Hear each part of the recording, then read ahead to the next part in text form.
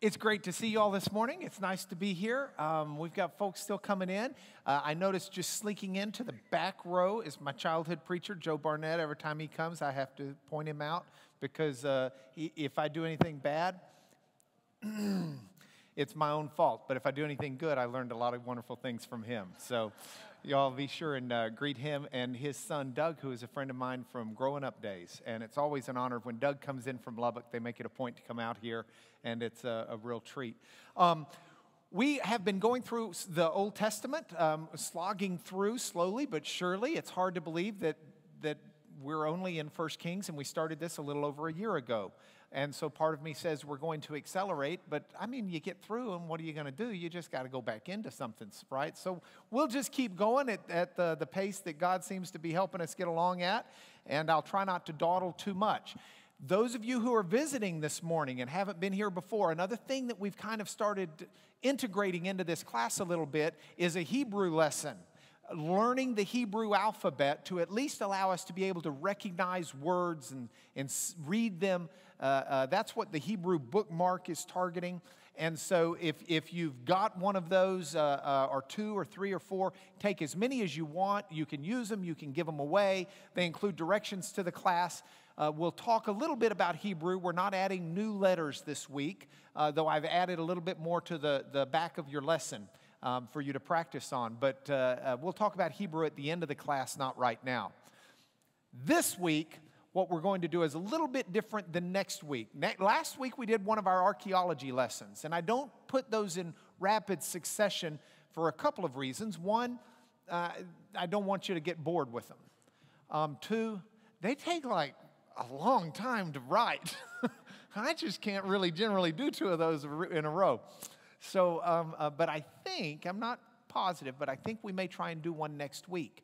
Next Saturday night, Dr. Weston Fields, who is coming in from South Africa, is the International Director of the Dead Sea Scrolls Foundation.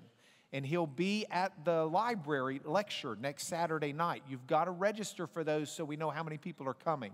But if you want to come, they're free. It's a chance not only to hear his lecture, but also a chance to visit with him at a reception afterwards. There are some great folks who will be coming in. Neil's son, Scott's coming in for that lecture, and some wonderful scholars from around the country will come in to hear Weston. Weston also wound up last Sunday meeting with the Bedouin on the lead codices that we talked about, and he said he'll give us a full report when he gets here. So he'll also be in class next Sunday, and depending on how things go, perhaps we may even give him a couple of minutes to talk about that as well. Another scholar who's coming in is a fellow named Tim Harrison, and he should be in class next Sunday. I hope you'll get a chance to meet him. He's at the University of Toronto, and he's the head of the American Schools of Oriental Research, AZOR. He's the president right now, and that's the big academic organization that really oversees archaeology and those types of studies for all American schools. It's not necessarily a great bastion of faith. It's got folks from A to Z that are there with all sorts of ideas and approaches. But he will be here as well, and so there will be a number of people. I hope you'll make it a chance to come. Those are my announcements. Now let's get to class. I don't know how your week was, but I sat down to write this lesson Thursday evening, and I know that was coming. And I woke up Thursday. I'd done most of the study that I needed to do, and I was excited to finally have a chance to sit down and write it. But before I could, I have a day job, and I had to go to work. And my day started and I pulled this literally out of my calendar off the computer. My day started at 7 in the morning where I had a breakfast meeting with a friend that we had to cover a lot of different things, including some decisions that needed to be made about stuff. And then after that, I had a meeting at the office about a trial that's coming up where I had to make these decisions, and these people are coming in. One's trying to influence me to go this way, another trying to influence me to go that way. And then I had another meeting about another case going to trial next week in Illinois where people wanted me to decide, yes, we use these witnesses, or no, we don't use these witnesses, or yes, we get this help, or no, we don't get this help. And then I had a phone conversation with people from California, New York, and Texas, where we were debating how to put together this case involving hips, and where are we going to file them? Are we going to file them in Kentucky? Are we going to, Ohio? Are we going to file them in California? Are we going to file them in New Jersey? And we couldn't get through with that phone conference in time when another phone conference came in about setting up speakers to speak at a conference, and everybody trying to convince me that they needed to be the ones who give the speech at this conference. And I finished that in time to go into the lunch I was running just a little bit late for, where these people are trying to convince me, yes, I should take this case, even though the lawyers on my team say, no, I shouldn't take this case, but they want me to. And so we had another meeting at the same restaurant afterwards with everybody else. I finished that in time to get off and finish the phone calls that start. It just kept going. And then I sat down to write the lesson.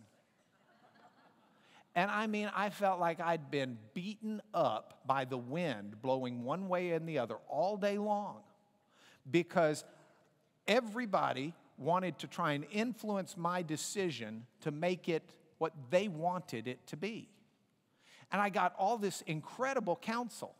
And sometimes it'd be 2 or 3 people that agree, and sometimes nobody would agree with anybody on anything. And you sit there and, there's part of you that just wants to flip a coin. Say, okay, got it. Call it in the air. Heads or tails. There's part of you that just wants, just for arbitrary sake, just not to make a decision.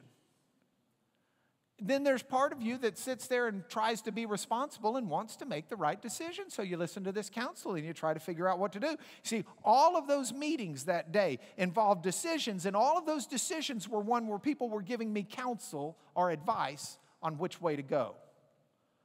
And at the end of the day, as I sat down to write this lesson, I'm writing a lesson on counsel and advice. This is the second time God's done this to me lately, where He's taken some lesson that I'm giving to y'all, and He turns it around into something that I got to deal with in my life. So I'm going to reiterate my promise. We're going to start preaching on prosperity. If this keeps going this way, that's just every Sunday. What do you do when you have no problems in life? Well, let me tell you. No. Dale Hearn sent me this slide he took of one of my assistants during the day. That was the problem we were having. But I want to talk about it, and we're going to talk about counsel, because really what we've got to do is 2 things. We need, if this is going to be our biblical survey, to talk about the divided kingdom. And by that I mean the history, because we are going through the Bible, and we need the history of the divided kingdom. But in the process of that, the application for today's lesson is going to be the power of counsel. So let's start with history, and let's go through the historical stories. Then we'll see if we can't get some application, maybe a couple of things that may not be new to you, but at least underscore some ideas that we can take from Scripture today. Our history starts with a united kingdom under King Solomon. Solomon is ruling, but at the end of his life, we read in 1 Kings chapter 11 how his life comes to an end. And the chapter starts out with the statement that King Solomon loved many foreign women. Unless it's your King James, and that's where it says loved many strange women. But the idea was foreign. He loved many foreign women, which is something God said you're not supposed to do. God said you should not be loving foreign women because they might turn your heart to idols. Yet in spite of that, the Hebrew is emphatic and says not only did he love many foreign women, but he clung to these in love. It's something that he couldn't let go of. It's something that grabbed his heart. And please understand, this guy, 700 wives. Now, 300 concubines. And he clung to them. I think it kind of shows that he may have had something going on in his world that he would attach himself to so many that he was missing a greater attachment. I don't know. But Scripture doesn't tell us precisely. What he does say, though, in Scripture, is that his wives turned his heart away after other gods. And now that you're Hebrew scholars, some of you, if we can go to the Elmo, the word for turned that's used there is the Hebrew word. Oh, I have this on here to give a shout out to Rick in Western Kentucky. He and a number of pastors out there are watching our lessons on the internet. And he thinks most of Western Kentucky is. I know a lot of people in Western Kentucky and find that hard to believe. I'm not joking, Rick. It's a joke. One Hebrew letter that we haven't gotten yet is the Hebrew letter for in, the in letter, in. But you have gotten the Hebrew tav, that's the T sound, and you've gotten the Hebrew H sound, and so, here we'll make that a capital N. That's our Hebrew word for turn away. If we're writing it in English, we'd have to write it this way, natah. Natah. Now, if we go back to the PowerPoint, the Hebrew word natah, turn away, it doesn't mean to do a 180 U-turn. It means to kind of gradually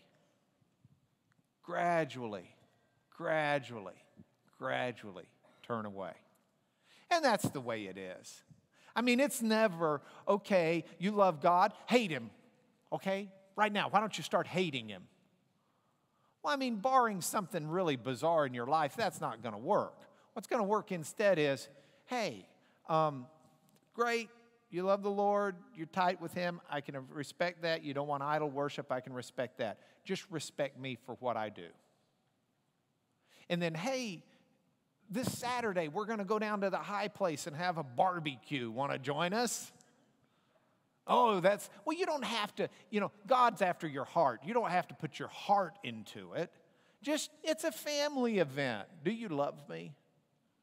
And so the wives just gradually, and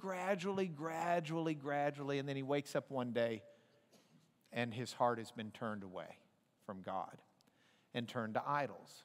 Now, that's the way the Scripture tells the story. And as a result of this, God says, I'm going to tear the kingdom away from you and your offspring. I'm not going to do it. Oh, my goodness. Look at that. That would have been really good if it had worked right. Yeah, we didn't have any sound. Let's try it again.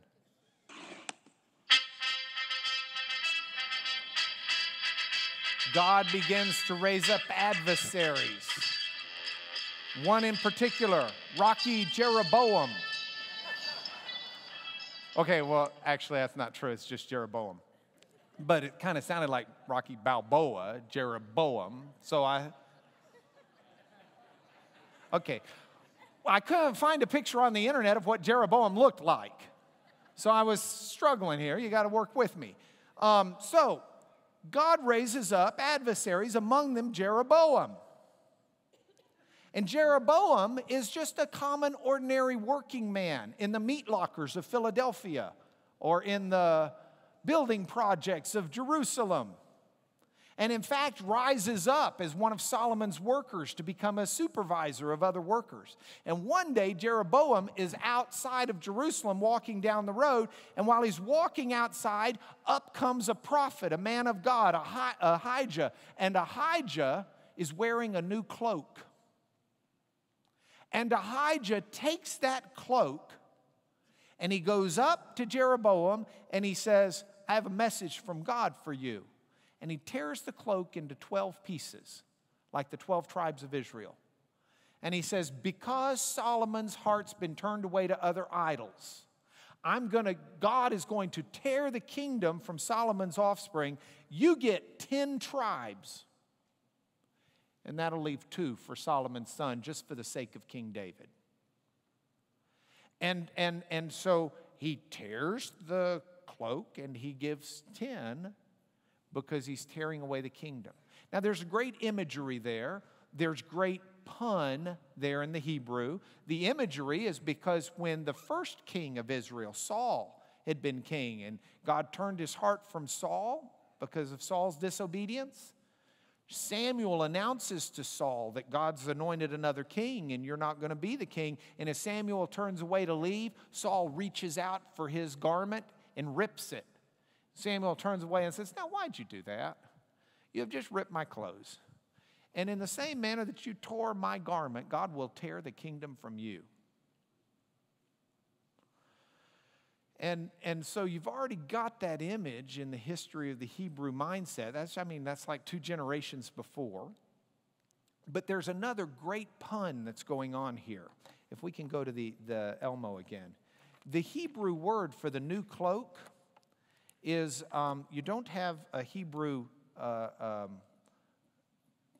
S yet, S-H, but you'll get that. And then you've got that letter. Do you remember the letter that looks like East Texas? That's the L. And then you've got the letter that's the M. And then you've got, again, our friend the H, which ends a lot of words. Shloma, M-H. S-H-L-M-H. All right? Or that doesn't have to have the H. It just depends on whether they add the H sound to it. So those are your letters, S-L-M-H. Those letters you can add different vowels to, pronounce them differently, and you get 2 different words. One word is S-A-L-M-A-H, and that is the new cloak. But you can also take that word and do S-O-L-O-M-O-H. And that's the Hebrew word for Solomon. So here's what happens. He's wearing a new S-L-M-A, a new salma. I've got a new salma, and he rips it into 12 pieces. 10 of my salma is going to you, and 2 will remain for my old Shlomo. So same word, just different vowels, but the same word. I'm tearing my new Solomon up, and I'll leave 2 parts for my old Solomon, but the other 10 are going with you. Well, that doesn't go all over real good with King Solomon when he finds out that's what's going to happen to the kingdom. So he tries to kill Jeroboam. Jeroboam doesn't win the victory there. He flees to Egypt, where he hangs around until the death of Solomon. When Solomon dies, King Rehoboam takes over. That's the son of Solomon. And Rehoboam is already made king of Judah, which is the area where Jerusalem lives. But the northern part of Israel just isn't too buzzed about him. So he goes up there from Jerusalem to Shechem, which is where the northern tribes all gather together. And while he's there, the people have assembled around him, and here's what they say to him. The masses say, I don't know if your Hebrew can read that sign. Let me blow it up. Your father made our yoke heavy. Lighten the hard service of your father, and we'll serve you. So King Rehoboam's response says, I'm going to seek counsel. I'm going to get some counsel. In fact, the word counsel is used in this passage more than in any other part of the Hebrew Old Testament, except for one other story that ties it in number. It's just used over and over and over. So Rehoboam seeks counsel. He wants to know what to do. And he goes and he talks to the old men that had given counsel to his dad. He said, what do you think I ought to do? And the old men said, look, why don't you say to him, you got a good point. Dad was tough on you. I'm going to lighten things up a little bit. And if you do that, the people will love and serve you. Then Rehoboam goes to the young guys, the guys he grew up with. He said, what do you think? They said, okay, look. Those old coots don't know what they're talking about. You got to get assertive, and you got to show who's the boss. So here's what you need to say. And I mean, they're pretty blunt. Let's look at what it says in the Hebrew. It's 1 Kings 12, 10 and 11. I mean, in the Bible. They said, Thus, now you see I can't see. Thus, let's get it there. And the young men who had grown up with him said to him, thus shall you speak to the people who said to you, your father made our yoke heavy, but you will lighten it for us. Thus you shall say to them, here's the advice. My little finger is thicker than my father's thighs. Now, for the above 18 crowd, I will tell you that there's a pretty good bit of scholarship to indicate that this is actually a euphemism. And there's a reference to another part of the male anatomy there. But in the Bibles, it will read, my little finger. The Hebrew technically reads, my little one. My little finger is thicker than my father's thighs. And now, whereas my father laid on you a heavy yoke, I will add to your yoke. My father disciplined you with whips. I will discipline you with scorpions. Now, this is the advice that's given by the young men. We'll go back to the PowerPoint. So Rehoboam says, give me 3 days. He gets the council. Guess who he goes with? He goes with the young guys. So the crowd comes back. He says the speech. And the reaction of the crowd is, who are you? We don't give a rip about you then. See ya. And this becomes the divided part of the kingdom. Because just as God had prophesied to Jeroboam, 10 of the tribes go off. And yes, you know who comes back on the scene? It's Rocky II, the sequel. Jeroboam is returned. And this time, just like in the movie, he wins. He takes the 10 kingdoms to the north, or the 10 tribes to the north. And from thenceforth, the north is known as Israel, and the southern kingdom is called Judah. It's Judah and Benjamin, but Benjamin's kind of small. They just call it Judah.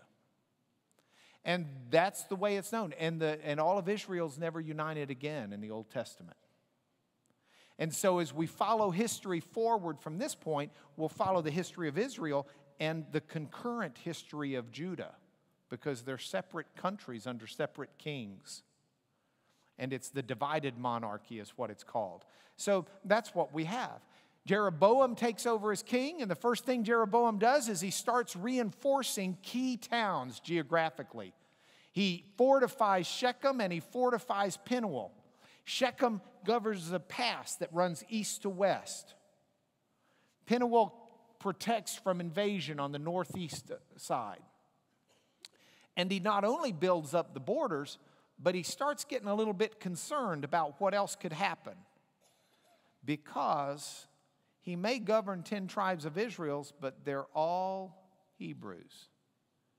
And they're all under the law of Moses, and they're all under the practice of their faith, which says they're supposed to regularly go to Jerusalem to sacrifice at the temple. Okay, that's not a cool deal. And Jeroboam's sitting there, and Jeroboam says, okay, you know, they're pledging their allegiance to me now, but they got to go to King Rehoboam's area with his priests, with his temple, to do all the sacrificing. It's just a matter of time till they say, oh, come on, let's all get together, love one another, drink a Coke, and have fun. And so he says, we've got to do something about this. So do you know what he does? He seeks counsel. Same Hebrew word. This word's repeatedly used in here because there's a lesson for us about counsel. He seeks counsel. And after seeking the counsel, decides what he needs to do is institute new worship. So he sets up not one, but 2 golden calves. One at Bethel, which ironically means Beit El, house of God. And the other one at Dan, up north. And then he changes when everybody's supposed to celebrate. And he bumps the festival forward a month, so that you come to the annual festival earlier for Israel than you do down in Judah. You don't have to go down to the temple Solomon built. We got golden calves right here. These are the gods that brought you out of Egypt, he says. Now, the guy's not too bright. And this is the guy who's on the road when Ahijah comes. And Ahijah doesn't just say God's going to tear 10 parts of the kingdom away and give it to you. He says it's because Solomon's worshiping idols. But I'm sure, knowing humanity, that Jeroboam's thought was, well, these aren't idols, these are God. You know, I said these are the gods that brought you out of Egypt, not these are other gods. And so he goes. That's what we have there. And then comes the man with no name.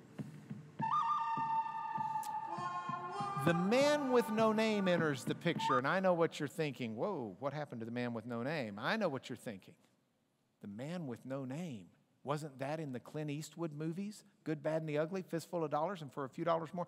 Yes, but it was not original there. There have been men with no names before Clint Eastwood.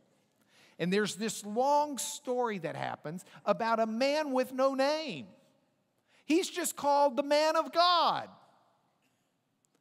And the man of God comes to Jeroboam while Jeroboam's hand is on an altar and says, that altar that you've got your hand on, first of all, you need to know this kingdom's not going to work out. It's going to get torn from you. It's going to be brought to naught. And there's going to be a king from Judah that's going to come up here, and he's going to turn this altar upside down. And in fact, this altar is proof of it's going to fall now, and all the ashes are coming out.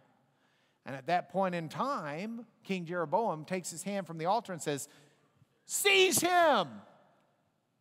And his hand withers and shrivels right there as he's doing it. He looks at it. Meanwhile, the altar's falling down and the ashes are falling out. And he's realizing, man, this guy's good. So he looks at the guy, and he's the man with no name, the man from God. That's what they call him. Looks at the man from God and says, okay, I'm sorry. Can you fix my hand? Please, entreat God to fix my hand. And the man with no name says, man from God says, okay. And he entreats God, and God fixes his hand. Then Jeroboam says, hey, you're good. Would you come back with me? I'll give you a job. You can be my man from God. And the man from God says, no, God's told me not to eat, not to drink, and to hustle home. And to go home a different way, but to go home. And so King Jeroboam says, you sure? And man says, I wouldn't do it for half of your kingdom. Now, that may just be him saying no. But I've got an article. It's a pretty interesting article. And I ran it out, and I brought a copy. I only have one copy, but for anybody who's interested in this kind of stuff and more, I thought I'd bring it. Grab it after class. You're welcome to take it. Here's what the article says. It's a pretty good article. Makes a pretty good convincing point that what the man from God, the man with no name, was really doing was trying to negotiate with Jeroboam, because that's the way they did negotiate. No, I wouldn't do that if you paid me half your kingdom, which allows Jeroboam to walk away, and the man saves face because he had said no.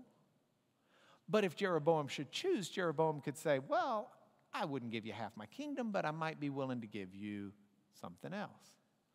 And it engages. In other words, this man's with no name is not as pure as we'd like to think he is. Okay? So he's there. Jeroboam walks away, says, your price is too high. And the man leaves. But the man's not going home anywhere too quick. He stops under an oak tree and starts biding his time. Meanwhile, there's an old prophet living in Shechem who hears all of this. His sons come up. They tell him the whole story. And when he hears the whole story, he says, saddle up the donkey. I got to go get this guy. He rides the donkey, finds him sitting there, says to him, hey, come back with me. I got a job for you. The fellow's response is, no, God told me I can't eat, I can't drink, and I've got to go home. The prophet says, look, I'm a prophet. Angel came to me, said, don't let him go home. Make him come live with you for a while. Eat your food, drink your drink. Prophet under the tree says, well, things aren't bad up here. Okay, I'll go with you. Goes back to the old prophet's house.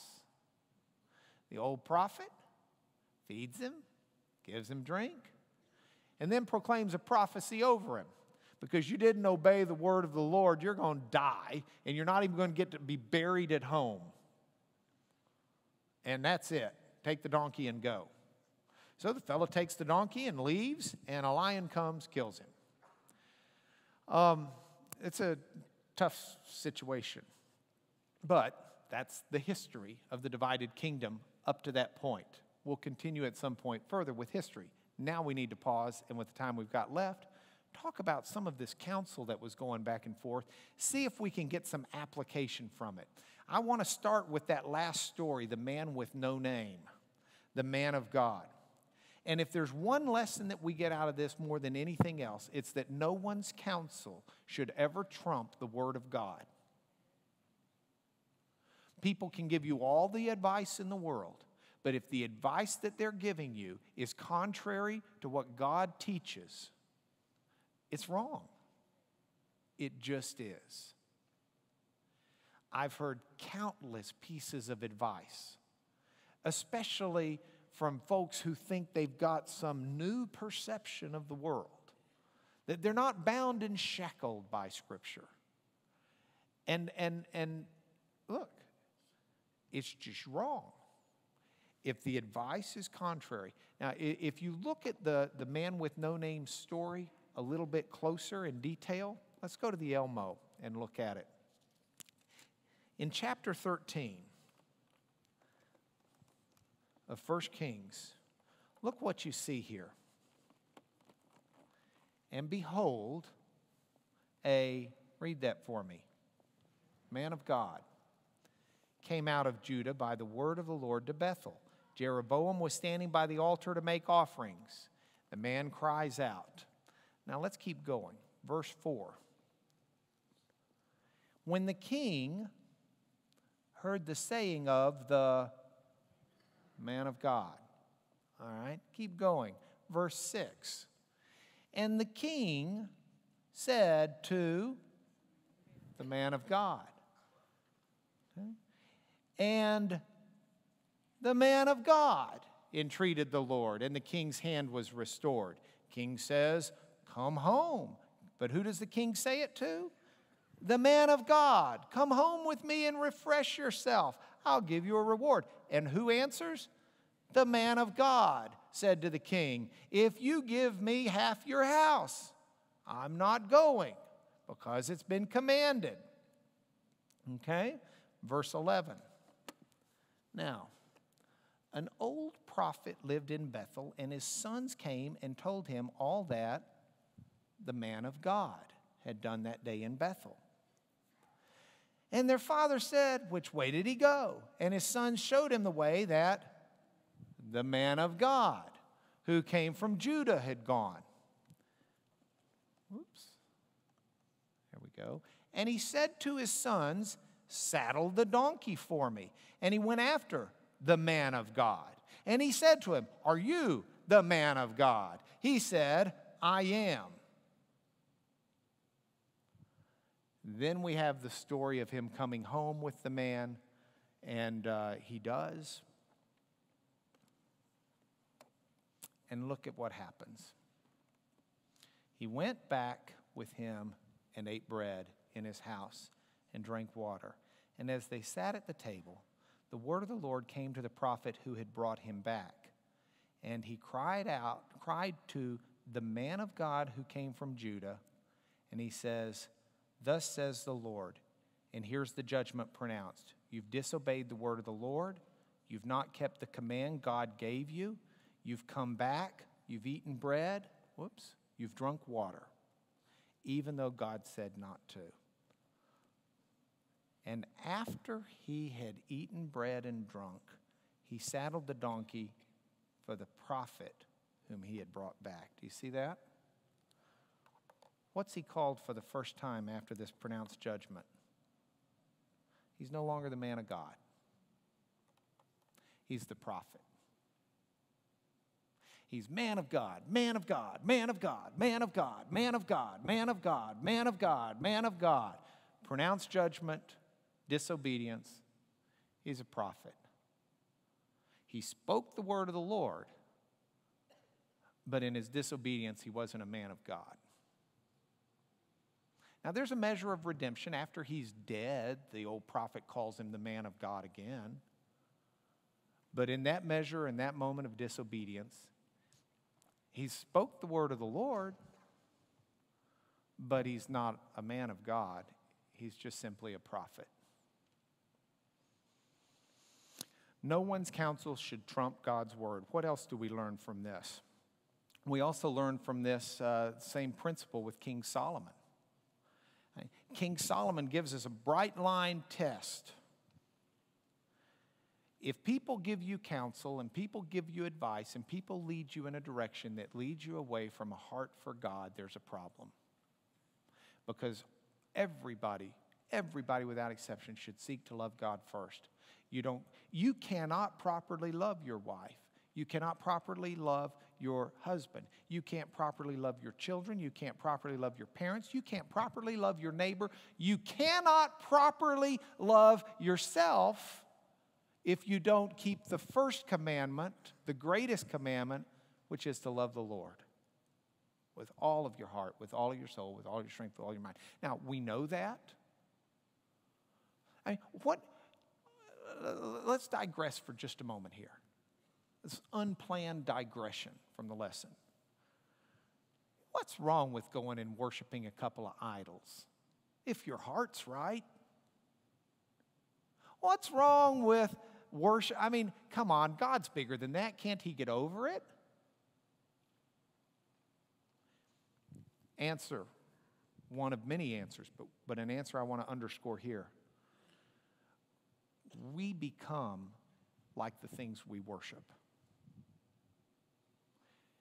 God has no interest in any of us becoming something like that.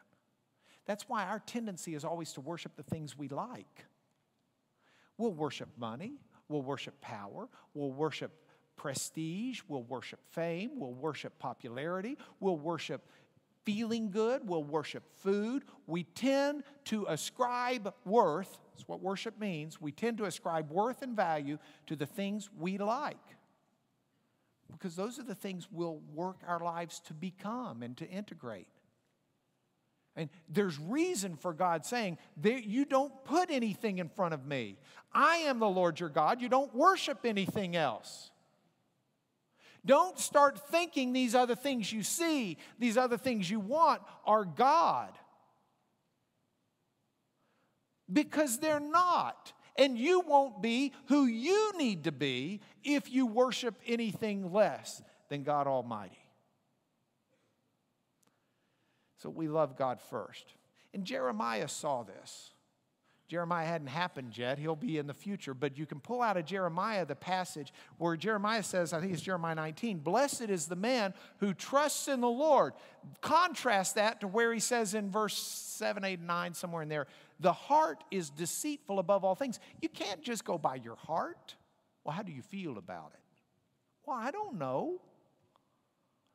But how I feel about it is not necessarily, I've had people come up to me and say, trust your gut. Bob, how many times did we hear that from our friend Ben? Trust your gut. I've got to make a decision. Go with your gut. Well, now, some days that's a bigger thing than others. I never have trouble finding my gut.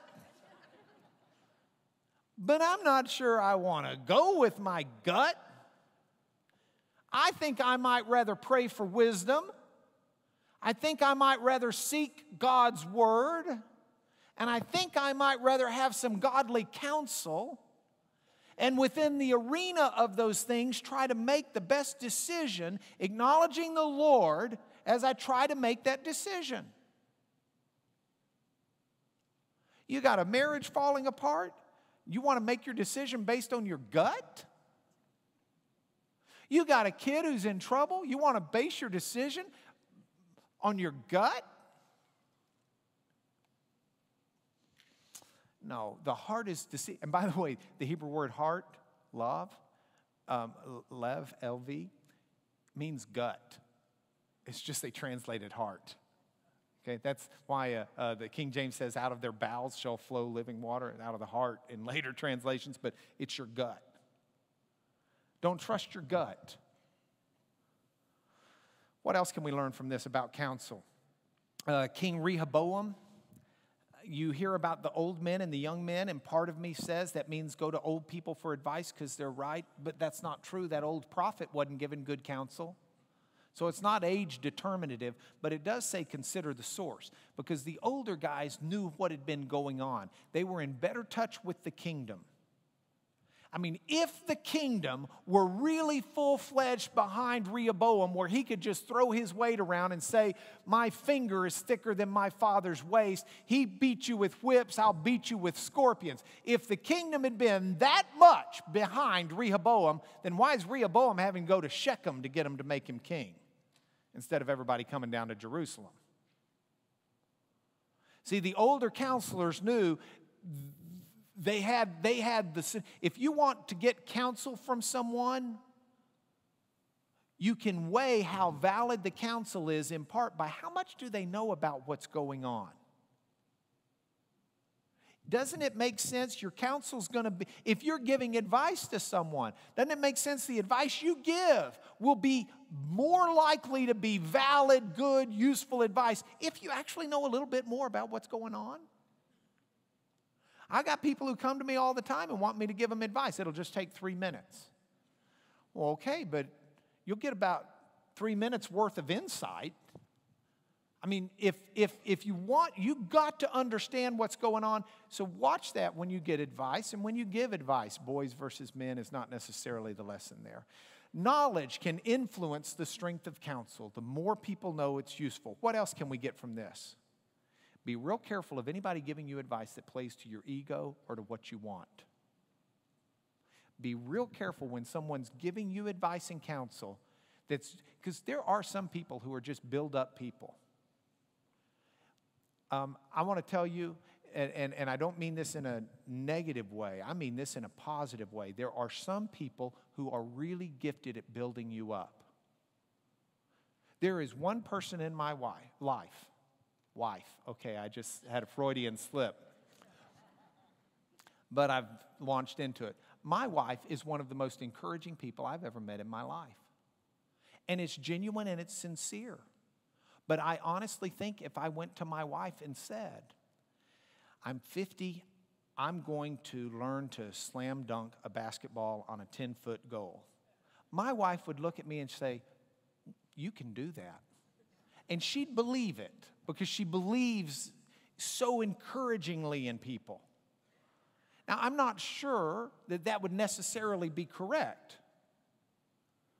But you've got to measure it. By the same token, some people don't think that they can do anything with God behind them or not. And if you are discouraged, you go talk to my wife, because she will convince you that by the power of God, and more times than not, she'll be correct in that. But you have to weigh that as well. You have to be careful, not so much of an encourager. See, I'm distinguishing Becky. I'm talking about the people instead who come up to you and say what they think you want to hear so that you like them and you follow them and you elevate them. And they become your confidant because they say what you want to hear. Just be careful of that. What else can we learn from this? Be careful of harsh advice. They told him to be harsh. They told him to be vulgar. They told him to be obscene. They told him to talk like a man and to lay it down. You don't want them thinking you're a pushover. You show them you're strong. You want to be king. You want to show them how strong you are. They need to know that they've got a strong king who can put the whoop on anybody.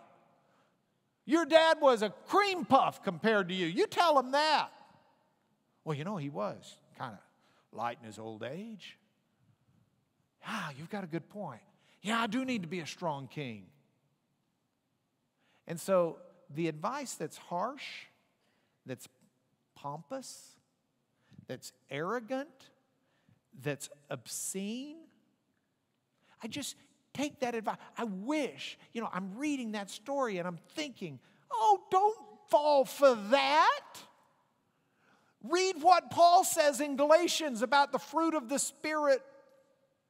Love, joy, peace, patience, kindness, gentleness, faithfulness, self-control.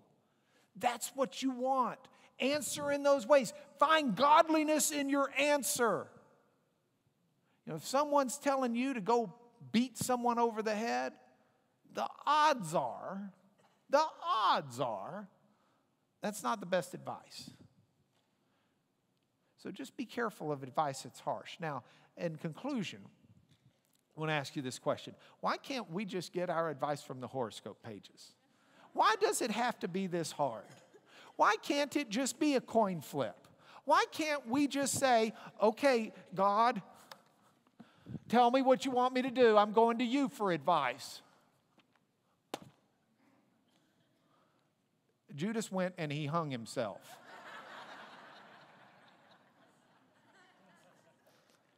Two out of three. Go thou and do likewise. What thou doest, doest quickly. I mean, what's the... I'd love to give you all a silver bullet. I'd love to write you a 5-step manual. You follow these 5 steps and you'll make all the right decisions. But I can't do that because God doesn't do that. And there are wonderful passages, like the Proverbs passage. It's one of my wife's favorites while I'm on Becky. To acknowledge the Lord in all of your ways and He will make your paths straight. That's a wonderful passage. But it's still difficult to practice. I don't think any of us would ever say, oh God, on this point I'd like to be disobedient. I think our question often is, what do I need to be doing to make the right decisions?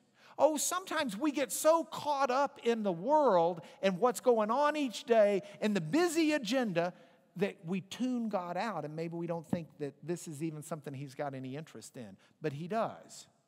So the question becomes, why doesn't He just give us the magic bullets, 1, 2, 3, we follow? Because He's training us to become like His Son. He's renewing our minds. Little by little, day by day, He's transforming us into the image and likeness of His Son. And He did not make any of us to be Apple computers or PCs. He didn't make us to just be a computer. He made us with a functioning brain, with a will, with an opportunity to make decisions, to create, to do things for Him, to work in tandem with Him, rather than simply be a puppet on a string. And so He's at work in us to teach us how to make good decisions. And it's not a simple 1, 2, 3. Be careful of anybody who says that it is. Here are 7 steps. You do these, you will be successful. Well, they may be good steps and they may help, but they're not magic. And so I'd love to give you the magic bullet, but what can I give you instead? I can give you the assurance that if you acknowledge the Lord in all of your ways, He'll make your paths straight. And you'll grow in the process, and I'll grow in the process, and we'll make mistakes, but He'll redeem those mistakes. And what we need to do is seek to be like Him and find where He wants us to go. And that includes counsel. Take good counsel. There's wisdom in many counselors, the Proverbs say. Sarah, last night, read me before she went to bed, Psalm 1. Blessed is the man who walks not in the counsel of the wicked, nor sits in the seat of scoffers, but his delight is in the law of the Lord. He'll be like a tree planted by rivers of life that doesn't lose its leaf in season, that bears fruit. I mean, it's a wonderful image. So there's value in counsel. There's value in praying for wisdom. There's value in reading God's word. Those are the things we've got to do, though. We don't cling in love to other things. We love God first. We don't answer harshly. We grow in the fruit of the Spirit and let the counsel be counsel from the Spirit. We don't want to be a man of God till the end and then just become a simple prophet. Oh, we want to be like Paul to the very end. I want my last breath. I want with my last breath to be more close to God than I have ever been in my life. I want every day to be closer to the image of Jesus. I want to be transformed. I don't ever want to be the man with no name who lost his title of man of God. We'll pray about it, but first let me give you your Hebrew lesson. On the back, I've been told I didn't give exercises last week. So here are your exercises. You'll find them if you want to do them. Those are the letters you've learned thus far, Catherine. And so now you can write down the names as you try to learn them and see what they are. Not only that, but I've also gotten an email saying you didn't tell us how to write the letters last week. So here's how to write all of your Hebrew letters. And it's on the back of your sheet, at least the ones that you've got thus far. So you can practice writing them on all of those little lines that I gave you. And then yesterday, after I sent the lesson to the printer, I was told, but you didn't tell us what those last letters stood for, and that really helps. Sorry, I'll do that next week. Would you pray with me? Lord, we thank you so much for not just being Lord and God, but for being our Father, for the ways you teach us, grow us, rear us, instruct us, discipline us, and love us. Lord, I suspect there are a lot of people in this room that are either in the process of making some tough decisions or giving advice to people who are. And I pray that we'll always seek first your kingdom, your answers, your word, your spirit, and that we'll be of an obedient heart that wants to serve you. And Lord, that you will lead us into the right answers, even as you continue to renew our minds to think the way you think. We thank you for this work of Christ, this work of your Spirit in our lives, your work. We pray through Jesus, amen.